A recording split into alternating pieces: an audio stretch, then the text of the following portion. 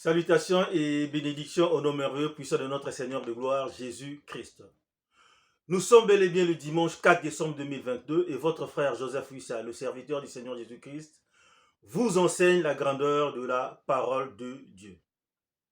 Alors le thème de notre enseignement de ce dimanche matin est la paix du cœur et la première réponse du Seigneur. La paix du cœur et la première réponse du Seigneur. La paix du cœur est la première réponse du Seigneur à nos problèmes. Qu'est-ce que je veux dire par là? Je veux dire que tout chrétien, à un certain moment, est censé traverser des perturbations. Ça pourrait être la persécution, ça pourrait être la maladie, ça pourrait être des problèmes familiaux, ça pourrait être des problèmes financiers. Et souvent, nous nous adressons au Seigneur Jésus-Christ. Nous prions Dieu au nom de Jésus-Christ. Et souvent, nous nous attendons directement à l'élimination du problème. Or, à 99%, 999%, les problèmes ne seront pas réglés tout de suite. Il n'y aura pas un miracle. Le miracle pourra s'accomplir, mais ça va prendre du temps pour que le miracle se réalise, pour que vous ayez votre guérison. Alors, à partir du moment où vous priez le Seigneur, à partir du moment où vous priez Dieu, Dieu va vous donner d'abord la paix du cœur. Si vous avez vraiment une croyance authentique, vous croyez en Dieu, vous pensez que Dieu est plus grand que votre problème, vous pensez que le Seigneur Jésus-Christ est plus grand que votre problème, vous allez d'abord accepter cette paix du cœur, qui est un fruit de l'esprit. La paix que nous donne le Saint-Esprit, le nouveau consolateur, il nous donne la paix. Et ça, c'est la première réponse du Seigneur. Ça calme la situation. Nous ne sommes plus sous pression. Nous dormons tranquillement. Nous voyageons léger. Nous donnons tous les problèmes au Seigneur Jésus-Christ. Et le problème sera traité spirituellement, matériellement, financièrement, biologiquement. Et nous aurons des témoignages. Nous aurons des résultats. Et si ça exige un miracle, le miracle va s'opérer sans problème. Souvent, nous voulons des solutions instantanées. Je suis malade, j'ai un cancer, et le Seigneur doit répondre tout de suite. La guérison doit être là à la seconde près. Non, il y a un processus, il y a une procédure. Le Seigneur donne d'abord la paix du cœur. Et si vous refusez cette paix du cœur, la suite ne viendra pas. D'où l'importance de cet enseignement. La paix du cœur, la paix du Saint-Esprit, qu'on appelle aussi la paix intérieure, est la première réponse du Seigneur à nos problèmes. Commençons par voir rapidement dans la parole que tous les croyants vont traverser des problèmes. Tous les croyants vont traverser des situations plus difficiles. La vie n'est pas facile. Nous devons affronter la vie avec ses difficultés. Et surtout, nous qui sommes croyants, nous sommes encore plus exposés. Parce que l'adversaire rôde comme un lion rugissant, cherchant qui il dévorera parmi les chrétiens. Allons dans le livre de 2 Timothée au chapitre 3, verset 10. Nous allons lire jusqu'au verset 12. Souvent, lorsque nous venons dans la parole, nous comprenons la parole au début. Nous pensons que lorsque nous sommes nés de nouveau de l'Esprit de Dieu, lorsque nous marchons dans la sainteté, lorsque nous croyons, ça y est, on ne va pas traverser des problèmes. Ça y est, on ne sera pas attaqué. Ça y est, on va vivre une vie magnifique sans problème. Et c'est ce qui est souvent enseigné par les gens qui enseignent l'évangile de prospérité. Il suffit de marcher, il suffit de croire, il suffit de faire ceci, il n'y a qu'à faire cela, et puis vous allez manifester la puissance de Dieu. Vous allez acheter des châteaux, vous allez acheter des Porsche, vous n'aurez pas de problème, vous serez tout en bonne santé jusqu'à ce que vous allez mourir. Ça, ce n'est pas la vérité de la parole de Dieu. Donc, lisons en 2 Timothée, chapitre 3, nous allons commencer au verset 10. Lisons rapidement. Pour toi, tu as suivi de près mon enseignement, ma conduite, mes résolutions, ma foi, ma douceur, ma charité, ma constance. Ça, c'est l'apôtre Paul qui parle. Et regardons ce qu'a été l'apôtre Paul, le grand apôtre Paul. Celui qui parlait un homme plus que tout le monde. Celui qui croyait de celui qui opérait des signes, des prodiges et des miracles. Verset 11. Mes persécutions, il commence à parler des persécutions. Mes souffrances. À quelle souffrance n'ai-je pas été exposé en Antioche? Ils ont été ensemble avec Timothée dans cette vie d'Antioche. Timothée a vu de ses propres yeux quelles ont été les souffrances de l'apôtre Paul dans la vie d'Antioche. À Icône, à Lystre, quelle persécution n'ai-je pas supporté? Et le Seigneur m'a délivré de toutes. C'est-à-dire qu'il a dans un premier temps supporté les persécutions, mais à la fin de ce verset, nous voyons que le Seigneur lui a délivré de toutes ces persécutions. La délivrance est possible, la délivrance est disponible, mais il faut supporter cette persécution. Et comment supporter cette persécution? C'est par la paix du cœur que donne le Seigneur. Verset 12. Or, tous ceux qui veulent vivre pieusement en Jésus-Christ seront persécutés. Toutes les personnes qui voudront vivre dans la sainteté, dans la chasteté, qui voudront vivre honnêtement selon la parole de Dieu, ils seront persécutés d'une manière ou d'une autre. C'est écrit dans les Écritures. C'est écrit dans les Écritures. Donc, à un certain moment de la vie, si vous vivez longtemps sur cette terre, vous allez traverser des perturbations. Vous allez traverser des situations difficiles. Et le Seigneur va vous délivrer de toutes ces choses, mais il faut les supporter. Et pour supporter ça, instantanément, le Seigneur vous donne la paix du cœur. Recevez d'abord cette paix du cœur. Allons dans le livre de Hébreux, Hébreux chapitre 11. Et là, nous allons voir le témoignage sur les personnes qui ont cru dans leur vie. Parce que souvent nous disons, il n'y a qu'à croire et puis tout va le faire. Mais ici, dans le livre d'Hébreux, au chapitre 11, nous avons les témoignages des personnes qui ont cru. Et lorsqu'on arrive au chapitre 11, toujours au verset 32, après avoir cité les témoignages de toutes ces personnes qui ont gagné beaucoup de choses dans, comment dirais-je, qui ont gagné beaucoup de choses par la croyance, on arrive au verset 32, on lit, et que dirais-je encore? Car le temps me manquerait pour parler de Gédéon, de Barak, de Samson, de Jephthé, de David, de Samuel et des prophètes. Ce sont des gens qui ont marché avec puissance, qui ont marché par la puissance de Dieu. Verset 33. Qui par la foi vainquirent des royaumes, exercèrent la justice, obtinrent des promesses, fermèrent la gueule des lions.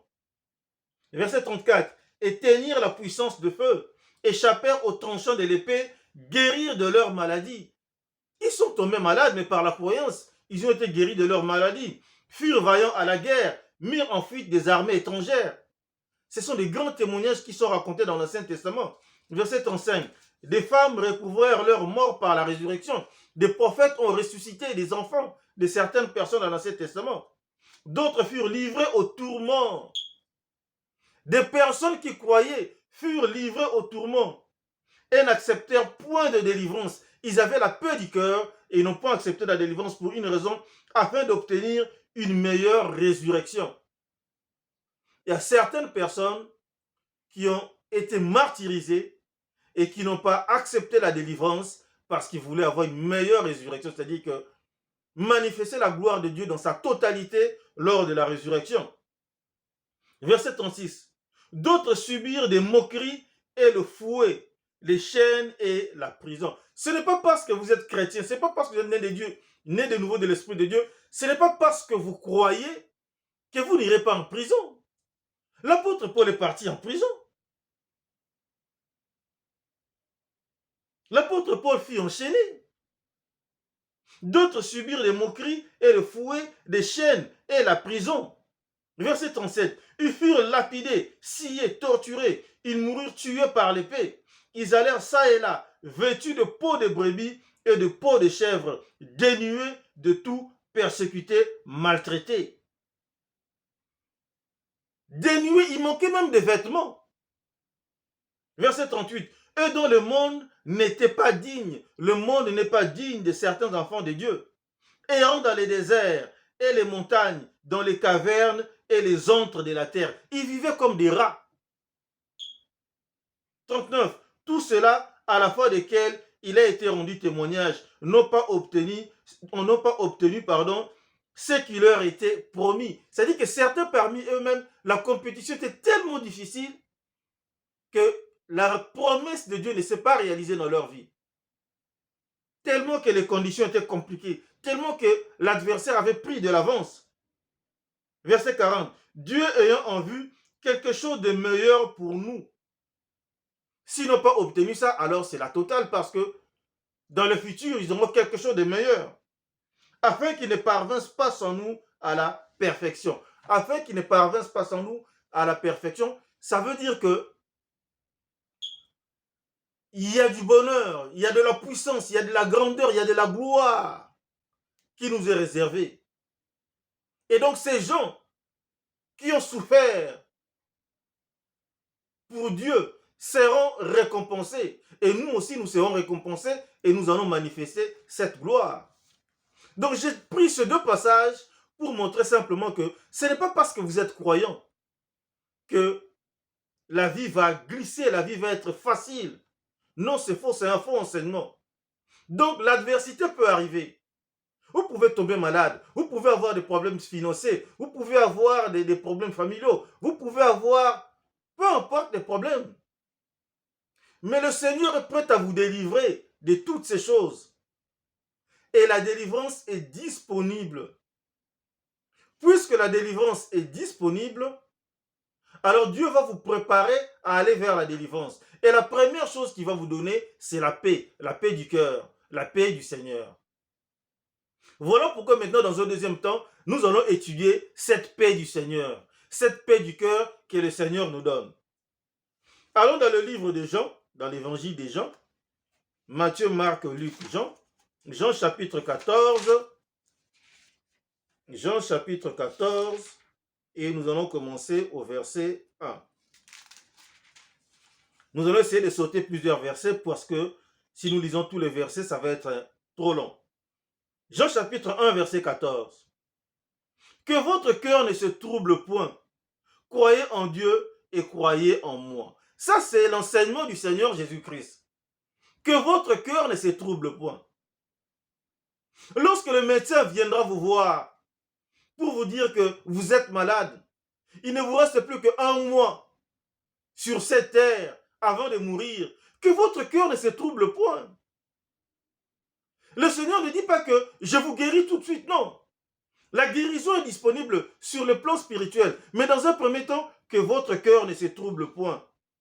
Croyez en Dieu et croyez en moi. Croyez en Dieu au nom du Seigneur Jésus-Christ. Soit vous êtes croyant, soit vous ne l'êtes pas. Et lorsque vous soumettez votre problème à Dieu, ça y est. Voyagez léger, vivez tranquille, déchargez-vous du problème sur le Seigneur et dites au médecin, d'accord, il n'y a pas de souci, mais on se reverra dans 3 mois. Je viendrai vous consulter dans 3 mois. Là, vous croyez en Dieu. Là, vous refutez l'agression de l'adversaire. Que votre cœur ne se trouble point, croyez en Dieu et croyez en moi. Allons au verset 16. Et moi je prierai le Père, il vous donnera un autre consolateur afin qu'il demeure éternellement avec vous. Face à ce genre de problème, je vais mettre en place un dispositif. Et le dispositif, c'est lequel je vais demander au Père d'envoyer le Saint-Esprit en mon nom. C'est le consolateur qui viendra vous consoler. Lorsque vous aurez des problèmes de santé, lorsque vous aurez des problèmes financiers, lorsque vous aurez des problèmes familiaux, lorsque vous aurez des problèmes dans vos affaires, lorsque vous aurez des problèmes avec vos amis, lorsque vous aurez des problèmes, tout genre de problèmes dans la vie, le consolateur viendra. Et c'est qui ce consolateur? Verset 17. L'esprit de vérité que le monde ne peut recevoir. Ceux qui ne sont pas nés de nouveau de l'Esprit de Dieu, ils ne peuvent pas recevoir. Que le monde ne peut recevoir parce qu'il ne le voit point et ne le connaît point. Mais vous, vous le connaissez, nous connaissons le Saint-Esprit, car il demeure avec vous, cela c'était dans le passé, et il sera en vous. Nous avons le Christ en nous. Christ en nous, l'espérance de la gloire. Verset 18. Je ne vous laisserai pas orphelins, je viendrai à vous. C'est vrai que nous pensons que nous sommes seuls, face à la maladie, face aux problèmes, mais le Seigneur est là. Le Saint-Esprit est en nous, le Seigneur Jésus-Christ est en nous, Dieu en nous. Nous avons Dieu en Christ en nous. Je ne vous laisserai pas orphelins, je vous enverrai le Saint-Esprit et il sera en vous. Je serai à l'intérieur de vous. Donc vous n'allez pas affronter ce problème seul. Vous allez affronter ce problème avec moi. Je serai en vous. Je ne vous laisserai pas orphelins, je viendrai à vous. Allons au verset 26, lisons le verset 26 et le verset 27. Mais le consolateur, l'Esprit Saint qui est en nous, que le Père enverra en mon nom, il est déjà ici, il est déjà en nous, vous enseignera toutes choses et vous rappellera tout ce que je vous ai dit. Tous les enseignements, le don du Saint-Esprit nous le dit. Le Christ en nous nous le dit. Verset 27. Je vous laisse la paix. Voilà la définition de la paix. Je vous laisse la paix. Je vous donne ma paix. Donc, que va faire le Saint-Esprit? Le Saint-Esprit va nous apporter la paix. Je vous laisse la paix, je vous donne ma paix. Je ne vous donne pas comme le monde donne. Quelle paix le monde nous donne? Le monde nous donne la paix des Nations Unies, la paix de l'ONU, qui nous garantit qu'il n'y aura plus de guerre dans le monde. Nous avons pris des dispositions, nous avons organisé les nations pour qu'il y ait entente, pour qu'il y ait négociation, pour signer des accords, pour qu'il n'y ait plus la guerre dans le monde. Mais regardez comment tous ces pays puissants violent la paix. Nous avons encore la guerre en Ukraine. Bientôt, je ne suis pas en train de... Je ne suis pas un mauvais prophète, mais ça risque de se répandre partout en Europe. Jamais, depuis la création des Nations Unies, jamais il y a eu la paix en Afrique. Il y a toujours des guerres, plusieurs guerres en Afrique. Dans le Moyen-Orient, n'en parlons même pas. Que des guerres. Donc la paix du monde, c'est une fausse paix. C'est la paix de l'adversaire, c'est la paix du mensonge. La véritable paix, c'est la paix du Seigneur de la paix, le Seigneur Jésus-Christ. Donc, ici, au verset 27, je vous donne la paix, je vous donne ma paix, la paix du Seigneur Jésus-Christ. Je ne vous donne pas comme le monde donne. Que vos cœurs ne se troublent point et ne s'alarment point. La paix du Seigneur Jésus-Christ, c'est la paix du cœur. Que vos cœurs ne se troublent point et ne s'alarment point. Quand est-ce que nos cœurs se troublent? Ah, lorsque le problème est trop grand. Ça va nous écraser. On ne va pas s'en sortir. On risque de mourir. Mais en réalité, lorsque vous regardez le problème, vous n'allez pas mourir.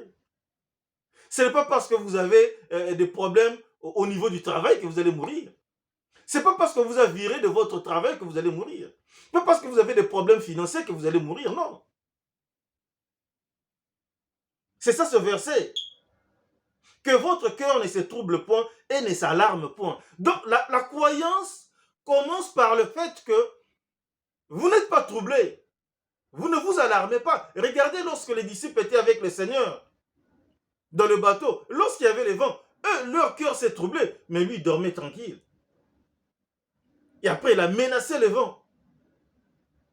Il a pris les dispositions et le calme est revenu. Que votre cœur ne se trouble point. Lorsque notre cœur se trouble, ça veut dire que nous ne croyons pas. Nous n'avons pas confiance au Seigneur Jésus-Christ. Allons dans les livres de Galates pour comprendre comment ça marche. Galates chapitre 5. On va commencer au verset 16. Galates chapitre 5. On va commencer au verset 16. Puisque c'est la paix du cœur qui vient du Saint-Esprit, et nous allons voir que c'est un fruit de l'Esprit, cette paix que nous développons dans notre cœur. Galates chapitre 5, verset 16. Je dis donc, marchez selon l'esprit et vous n'accomplirez pas les désirs de la chair. Les désirs de la chair vont être cités ici, là, mais le fait que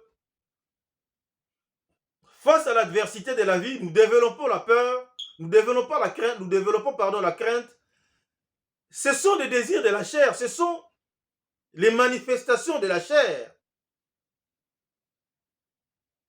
Je dis donc, marchez selon l'esprit et vous n'accomplirez pas les désirs de la chair. Lorsque nous mettons l'esprit de l'avant, lorsque notre esprit domine sur notre corps physique, nous n'allons pas manifester les choses de la chair. Verset 17. Car la chair, a des désirs contraires à ceux de l'esprit. Et l'esprit en a des contraires à ceux de la chair.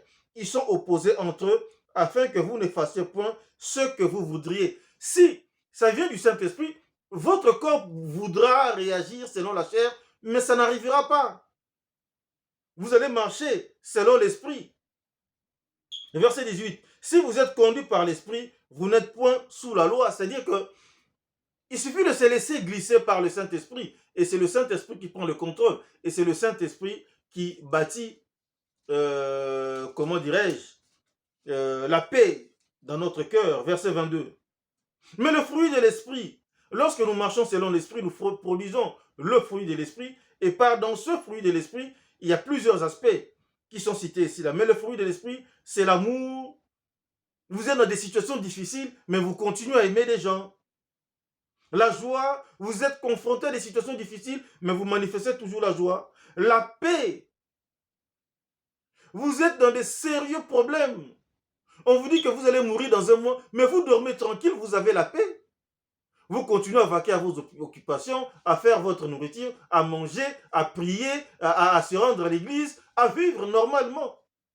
C'est le fruit de l'esprit, la paix, la patience. Vous attendez la guérison.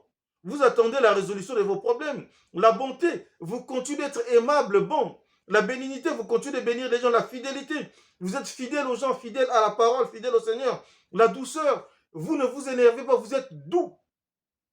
La tempérance, la maîtrise de soi, vous maîtrisez les situations. Vous avez le charisme face au médecin. Vous gardez votre calme. Vous lui dites, il n'y a pas de souci. Faites votre travail et le Seigneur va faire son travail. Mais on se reverra dans 3 mois, dans 1 an, dans 10 ans, et je serai un témoignage. Vous allez réaliser des exploits. Vous allez guérir un malade inguérissable. C'est ça le fruit de l'esprit. C'est ça le fruit de l'esprit.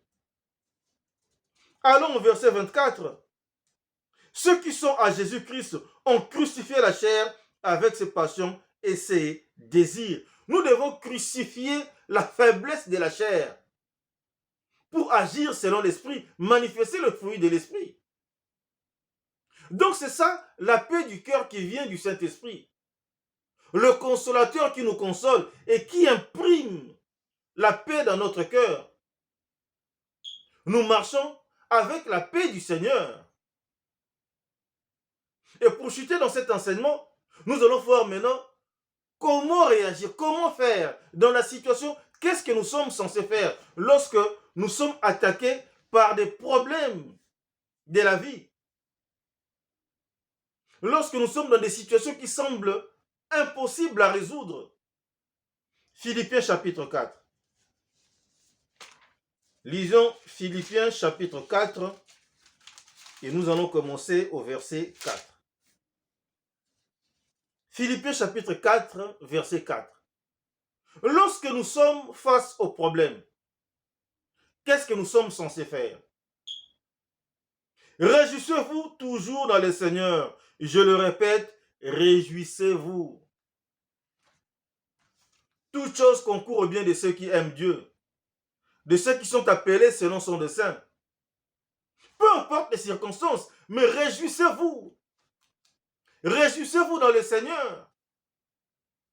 Ne vous réjouissez pas selon le monde, mais nous avons intérêt à nous réjouir dans le Seigneur. Seigneur, voici le futur témoignage. Voici l'opportunité d'opérer un miracle. Opère le miracle de ma vie.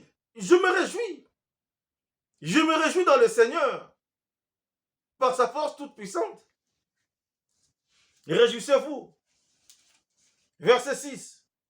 Ne vous inquiétez de rien. Maintenant qu'on vous a parlé des choses, maintenant que certaines choses sont arrivées dans votre vie, ce n'est pas une occasion de s'inquiéter. Ne vous inquiétez de rien. Ne vous inquiétez de rien. Mais en toute chose, faites connaître vos besoins à Dieu par des prières et des supplications avec des actions de grâce. Gardez le problème dans vos prières. Faites toutes sortes de prières avec des actions de grâce. Priez en intelligence. Priez en esprit.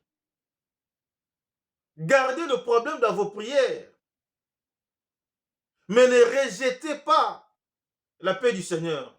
Ne vous lamentez pas, ne vous troublez pas. Ne dites pas que c'est fini. Qu'est-ce que je vais faire? Je suis mort. Je suis fini. Ne faites pas ça. Là, ça veut dire que vous n'êtes pas un croyant. Vous ne croyez pas en Dieu. Vous ne croyez pas au Seigneur Jésus-Christ. Si vous faites ça, qu'est-ce qui va arriver? Il va arriver ce qui est dit au verset 7. Donc ne vous inquiétez de rien, mais en toute chose faites connaître vos besoins à Dieu par des prières et des supplications avec des actions de grâce. Verset 7. Et la paix de Dieu, qui surpasse toute intelligence, gardera vos cœurs et vos pensées en Jésus-Christ. Ça, c'est le plus grand enseignement que nous donnons aujourd'hui, ou le plus grand verset que nous partageons dans cet enseignement. Et la paix de Dieu qui dépasse toute intelligence. Le médecin va dire, mais c'est pas possible. Le banquier va dire, mais c'est pas possible. Les amis, la famille vont dire, mais c'est pas possible. Comment on peut être exposé à des problèmes jusqu'à ce point? Comment on peut être aussi malade que Job et garder sa concentration, garder la paix du cœur, fonctionner et vivre tranquillement? Et la paix de Dieu qui surpasse toute intelligence. Aucune intelligence ne peut comprendre ça. Ça dépasse tout entendement. Les gens vont dire, mais il est fou. Ou peut-être il fait semblant. Non, vous ne faites pas semblant. Vous avez la paix. Et c'est la première réponse du Seigneur. Il vous donne d'abord la paix. Et la paix de Dieu, qui surpasse toute intelligence, gardera vos cœurs et vos pensées en Jésus-Christ. Ça va garder vos cœurs selon la parole. Et à partir de là, vous allez vous souvenir des Écritures. Dans tous les domaines de la vie.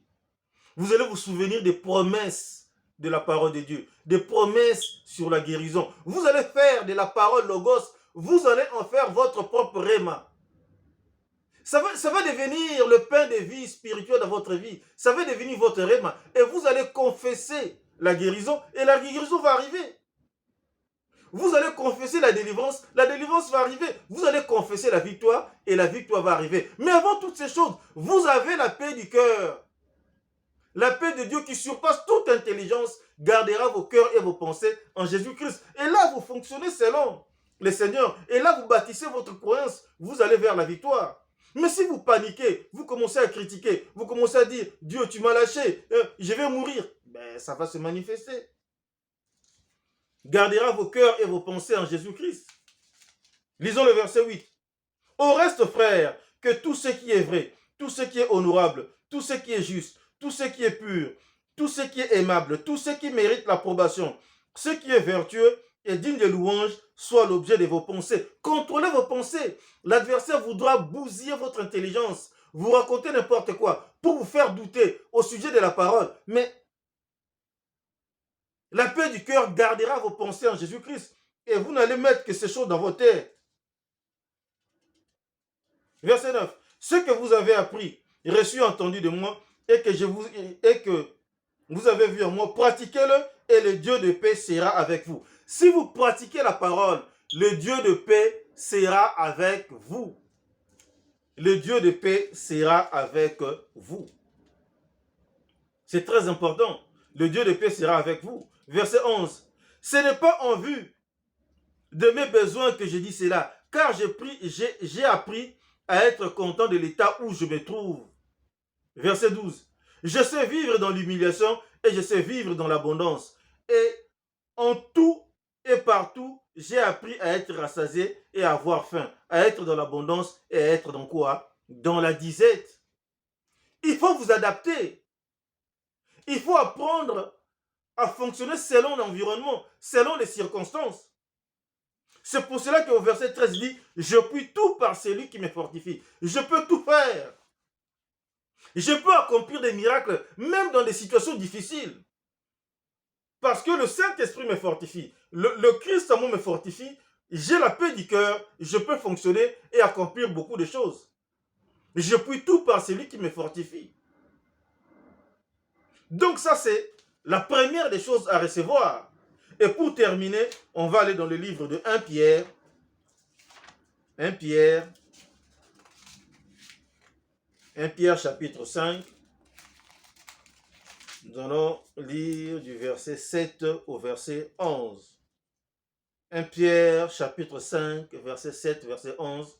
C'est ici que nous chutons dans notre enseignement et nous disons que face à l'adversité, qu'allons-nous faire?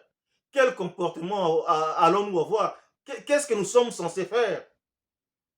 C'est là que nous chutons dans notre enseignement. Verset 7. Humiliez-vous, non, verset 7. Et déchargez-vous sur lui de tous vos soucis, car lui-même prend soin de vous. Donc les soucis vont arriver. Mais ne voyagez pas avec ces soucis. Ça va vous enfoncer. Ne fonctionnez pas avec ces soucis. Déchargez-vous. Oui, qu'est-ce que vous m'avez dit? Il me reste qu'un mois à vivre. Je ne porte pas ce poids. C'est le Seigneur qui va porter ce poids. Le Seigneur est plus puissant que votre pronostic vital. Ce n'est pas mon souci. Donc, déchargez-vous sur lui de tous vos soucis, car lui-même prend soin de vous. C'est le Seigneur qui prend soin de la situation. C'est le Seigneur qui prend soin de la situation. Ce n'est pas nous, c'est le Seigneur. Pourquoi garder ce problème? C'est plus lourd que notre intelligence humaine. C'est plus lourd que notre intelligence charnelle. Mais c'est rien par rapport à notre intelligence spirituelle. Verset 7. Et déchargez-vous sur lui de tous vos soucis, car lui-même prend soin de vous. Verset 8. Soyez sobres, veillez. Votre adversaire, le diable, rôde comme un lion rugissant, cherchant qui il dévorera. Donc nous sommes dans la compétition spirituelle. Il y a beaucoup de gens qui disent, ah non, mais vous citez aussi trop le nom de Satan, le Satan n'a rien. Mais nous sommes dans la compétition spirituelle. La plupart des choses qui arrivent dans nos vies, ce sont des attaques de Satan. Ce sont des flèches qui volent la nuit ou de plein jour, mais orchestrées par l'adversaire. Ce sont des attaques de l'ennemi. Mais que dit la Bible?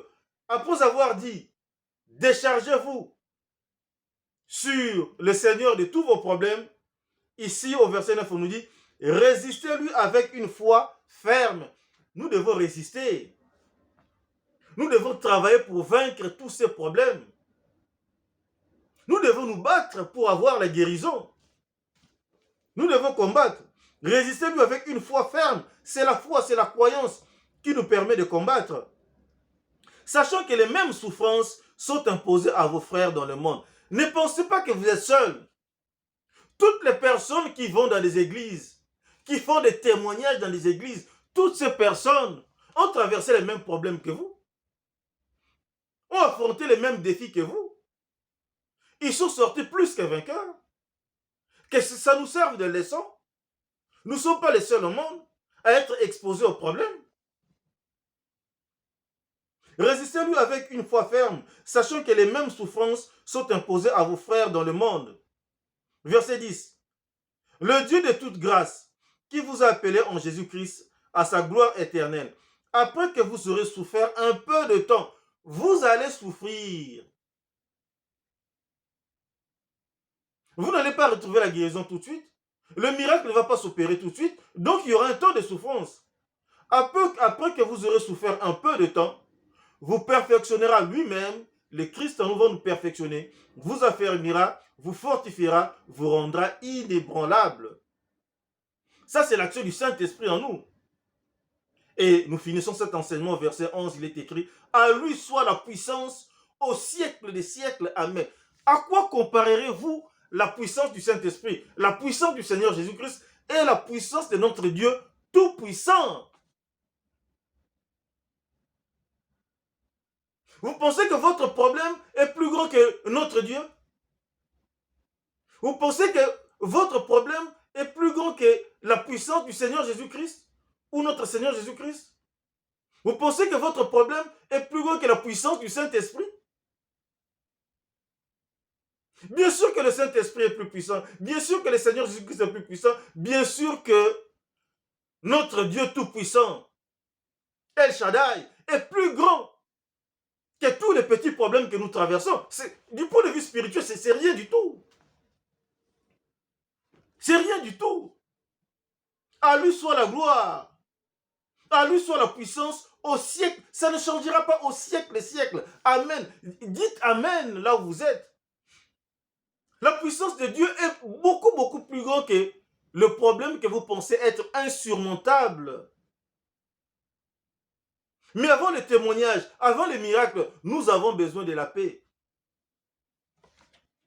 Nous avons besoin de manifester cette paix intérieure, cette paix interne, cette paix que nous donne le Saint-Esprit. Nous en avons besoin. La paix de Dieu qui surpasse toute intelligence. Nous en avons besoin. Et c'était ça le thème de notre enseignement. La paix du cœur est la première réponse du Seigneur Jésus-Christ à nos problèmes. La première réponse du Saint-Esprit à nos problèmes. La première réponse de Dieu Tout-Puissant à nos problèmes. Nous allons souffrir un peu de temps. Mais la victoire est certaine. Nous sortirons plus que vainqueurs par celui qui nous a aimés. C'est ça le cœur de Dieu. Ne rejetez pas cette paix du cœur. C'est la première goutte que vous devez recevoir. Si vous ne recevez pas ça, la suite ne viendra pas. Recevez d'abord la paix du cœur. Prions. L'Éternel Dieu Tout-Puissant, je te suis infiniment reconnaissant, Père, pour le don du Saint-Esprit que tu nous as envoyé par le biais de Jésus-Christ. Et nous avons Christ en nous, l'espérance de la gloire. Et l'Esprit que nous avons en nous est un véritable consolateur. Et face à l'adversité de la vie, cet Esprit nous console et cet Esprit bâtit la paix dans nos cœurs. Merci pour cette réponse instantanée et rapide avant la résolution définitive du problème par des signes, des prodiges et des miracles, par l'accomplissement de ta volonté, par l'accomplissement de tes promesses. Je te remercie, je te loue, je te rends grâce, Père, pour tous tes enfants, pour tous leurs problèmes que tu es en train de résoudre. Travaille dans leur cœur afin qu'ils acceptent ta paix. Car la paix de Christ est mieux que la paix du monde. La paix du monde est une fiction, mais la paix de Christ est une réalité. Nous avons cette paix en nous. Nous te remercions pour cette paix. Et nous te remercions aussi, Père, pour les besoins que tu combles, pour les guérisons que tu apportes, pour tous les bienfaits que tu nous apportes. Merci, Père, pour tout ceci. Et t'élèvons cette prière au nom puissant et miraculeux de notre Seigneur de gloire, Jésus-Christ. Amen.